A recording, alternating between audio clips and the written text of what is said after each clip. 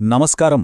ప్రాచీన గ్రంథాలు మన సాంస్కృతిక బోధనల నుండి గ్రహించిన దశపాపహర దశమి యొక్క లోతైన ఆధ్యాత్మిక విశిష్టతను వివరించి ఈ విశ్లేషణకు స్వాగతం. ఏమాత్రం ఆలస్యం చెయ్యకుండా ఈ పర్వదినం వెనుక ఉన్న రహస్యాలను, శాస్త్రీయతను మనం నేరుగా లోతుగా అర్థం చేసుకుందాం. అసలు మన దైనందిన జీవితంలో తెలియక చేసే 10 రకాల పాపాలను కేవలం ఒక్క రోజులో తొలగించుకోవడం సాధ్యమేనా? సరే, ఇప్పుడు ఈ ఆసక్తికరమైన ప్రశ్నను డీకోడ్ చేద్దాం. స్కంద పురాణం ప్రకారం మనం ప్రతిరోజు ఎదుర్కొన్న అతిపెద్ద సమస్య ఒకటుంది. అదేమిటంటే, మన ప్రమేయం లేకుండానే నిత్య వ్యవహారాల్లో మన ఖాటాలో పడిపోయే కర్మ. సత్కర్మలు, దుష్కర్మలు సృష్టిలో సర్వసాధారణం. కాని ఈ అనుకోకుండా పేరుకుపోయే పాపాలను ఎలా ప్రక్షాళన చేసుకోవాలి అన్నదే అసలు ప్రశ్న. విభాగం 1: 10 పాపాలను డీకోడ్ చేయడం. కర్మ యొక్క గణితం. దీనికి పరిష్కారం ఏమిటో తెలుసుకోవాలంటే ముందుగా ఈ అనుకోకుండా జరిగే తప్పులు ఎలాంటివో మనం ఖచ్చితంగా అర్థం చేసుకోవాలి. ఇక్కడ అత్యంత ఆసక్తికరమైన విషయమేమిటంటే, ఈ 10 పాపాలను గణితశాస్త్రపరంగా మనస్సు, వాక్కు, కర్మగా ఎలా అద్భుతంగా విభజించారో గమనించండి. దీనినే మనం త్రికరణ శుద్ధి అంటాం. మనస్సు ద్వారా చేసేవి 3, వాక్కు ద్వారా 4 మరియు కర్మల ద్వారా 3.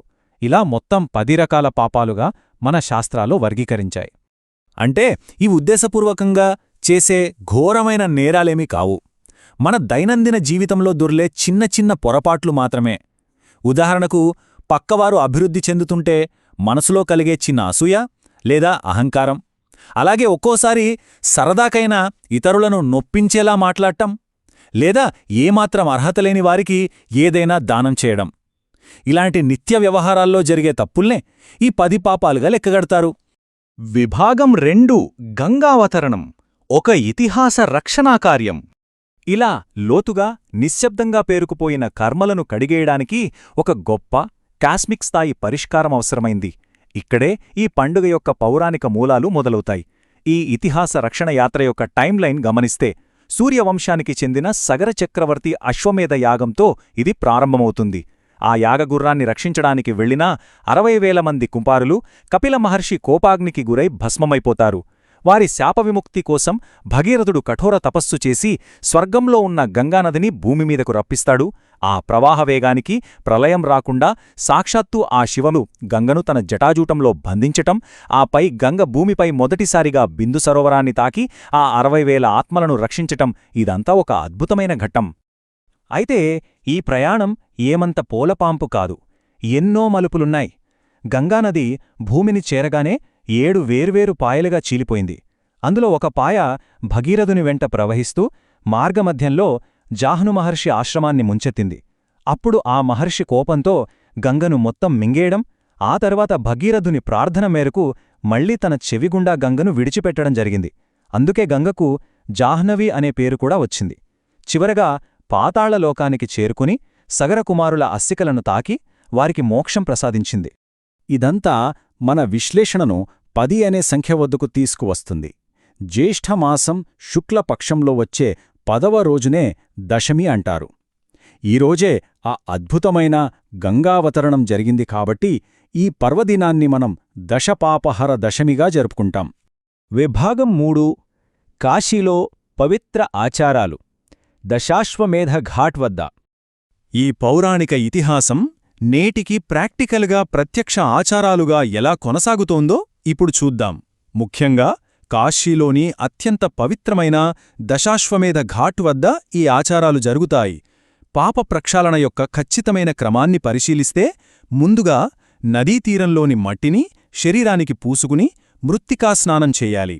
ఆపై దశాశ్వమేధ ఘాట్లో నదీ స్నానం ఆచరించి పితృదేవతలకు తర్పణాలు వదలాలి. తర్వాత గంధం, పూలతో గంగామాతను పూజించి అదే నదీజలాలను తీసుకువెళ్లి సాక్షాత్తూ ఆ కాశీ విశ్వేశ్వరునికి అభిషేకం చేయడంతో ఈ ప్రక్రియ సంపూర్ణంగా ముగుస్తుంది. పురాణాల ప్రకారం ఇక్కడ ఒక అద్భుతమైన నమ్మకం ఉంది. ఈ దశపాపహర దశమి రోజున దశాశ్వమేధ ఘాట్లో స్నానం చేసిన వారి పాపాలు తొలగిపోయాయని, అక్కడే ఉండే దుండీ విఘ్నేశ్వరుడొక దైవిక దూతలాగా వెళ్లి కాశీపాలకుడైన విశ్వేశ్వరునికి స్వయంగా తెలియజేస్తాడట. నిజంగా అద్భుతం గదూ? కాని ప్రాక్టికల్గా ఆలోచిస్తే ఇక్కడొక ముఖ్యమైన ప్రశ్న తలెత్తుతుంది. పవిత్రమైన కాశీనగరానికి సులభంగా ప్రయాణించలేని వాళ్ళ పరిస్థితి ఏమిటి? దీనికి చాలా అందమైన, లోతైన సమాధానం సర్వవ్యాప్త పవిత్రత అనే భావనలో దొరుకుతుంది. లోతైన, స్వచ్ఛమైన భక్తి ఉన్నప్పుడు మనం ఎక్కడున్నామన్నది భౌతికంగా రెండవ పక్షం అయిపోతుందని ఇది నిరూపిస్తుంది. ఈ నది దగ్గరికి వెళ్ళినా లేదా ఇంట్లో స్నానం చేస్తున్నా సరే ఆ జలంలో గంగాదేవి ఉందని భావించడమే దీని అసలైన ఆంతర్యం. గంగే చ యమునే చైవ గోదావరి సరస్వతి నర్మదే సింధు కావేరి జలేస్మిన్ సన్నిధిం కురు. ఈ అద్భుతమైన సంస్కృత శ్లోకాన్ని జపించడం ద్వారా ఇంట్లో ఉండే సాధారణ నీటిపాత్ర కూడా అన్ని పవిత్ర నదుల సారాంశాన్ని ఒకే చోటకి ఆకర్షించి దివ్యమైన జలంగా మారుతుంది. విభాగం 4 ఇంట్లో పూజా విధానం. పవిత్రతను గడప లోపలికి తీసుకురావడం. ఇది కాశీలో జరిగే గొప్ప ఆచారాలను ఇంట్లోనే చాలా సులభంగా ఆచరించగలిగే విధానంలోకి మారుస్తుంది. ఇంట్లో గంగాదేవిని సరిగ్గా పూజించడానికి ఉపయోగించే ఈ జాబితా పవిత్రతను నొక్కి చెబుతుంది. ఇక్కడ గమనిస్తే తెలుపు రంగుకు పెద్దపీట వేశారు. గంగానది స్వచ్ఛతను సూచించే తెలుపు రంగనమాట. రాగి పాత్రలో నీరు, తెల్లటి మల్లెపూలు, అమ్మవారికి తెల్లటి వస్త్రం, అలాగే ఆవుపాలు, నెయ్యి, కొత్త బియ్యంతో చేసిన పాయసాన్ని నైవేద్యంగా పెట్టాలి. ఈ వస్తువులను సమర్పిస్తున్నప్పుడు గంగా లహరి లేదా గంగా అష్టోత్తరం లాంటి పవిత్రమైన స్తోత్రాలను పఠించాలి. ఇలా చేయడం వల్ల ఇంటి వాతావరణం నేరుగా గంగానదీ తీరంలో ఉండే పాజిటివ్ వైబ్రేషన్స్తో నిండిపోతుంది. విభాగం 5 దానం యొక్క శక్తి. ఇచ్చే కళ. ఆచారాలు, ప్రార్థనలకు మించి ఈ పండుగలో చివరి మరియు అత్యంత కీలకమైన అంశం ఒకటుంది. అదే దానం చేసే గుణం. ఇక్కడ గమనించాల్సిన అతి ముఖ్యమైన తాత్విక వ్యత్యాసమేమిటంటే కేవలం గుడ్డిగా వస్తువులను ఇచ్చేయడానికి మరియు సరైన ఉద్దేశంతో ఎదుటివారికి ఉపయోగపడేలా ఇవ్వడానికి మధ్య ఉన్న తేడా. ఆకలితో ఉన్నవారికి అన్నం పెట్టడం సత్పాత్ర దానం. అలా కాకుండా చదువురాని వారికి పుస్తకాలివ్వడం లేదా 10 మందిలో గొప్ప కోసం దానం చేయడం అపాత్రదానమవుతుంది. దీనివల్ల లాభం కంటే నష్టమే ఎక్కువ. స్తోమతను బట్టి ఈ నిర్దిష్టమైన వస్తువులను దానం చేయడం ద్వారా ఆ దానక్రియ ఒక శక్తివంతమైన సాధనంగా మారుతుంది. ముఖ్యంగా ఎండాకాలం కాబట్టి నీటితో నిండిన కుండను దానం చేయడం అంటే జలకుంభదానం చాలా శ్రేష్టమైనది. దీనితో పాటు అర్హులైన వారికి అన్నదానం, వస్త్రదానం లేదా గోదానం చేయడం వల్ల గొప్ప ఫలితం ఉంటుంది. ఒకవేళ భౌతికంగా ఎలాంటి దానం చేయడం సాధ్యం కాకపోయినా ఇబ్బంది లేదు. కేవలం సత్యం మాత్రమే మాట్లాడతాను, మనసా వాచా కర్మణా ధర్మబద్ధంగా మాత్రమే నడుచుకుంటాను అని ఒక దృఢమైన ప్రతిజ్ఞ చేయడం కూడా దానం చేయడంతో సమానమైన శక్తిని కలిగి ఉంటుంది. దీనినే సత్యవ్రతమంటారు. ఈ విశ్లేషణ ముగిసే సమయానికి మనల్ని ఆలోచింపజేసే ఒక ముఖ్యమైన ప్రశ్న మిగిలిపోతుంది. ఈ ప్రాచీన ఆదర్శాల పవిత్రతను మన దైనందిన మానవచర్యలు నిజంగా ఎంతవరకు ప్రతిబింబిస్తున్నాయి?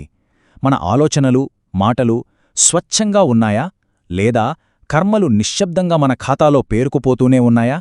ఒక్కసారి ఆలోచించండి. వీడియో చివరి వరకు చూసినందుకు ధన్యవాదాలు. దయచేసి లైక్ చేసి ఛానల్కు సబ్స్క్రైబ్ చేసుకోండి. మీ మద్దతు ఎల్లప్పుడూ కావాలి.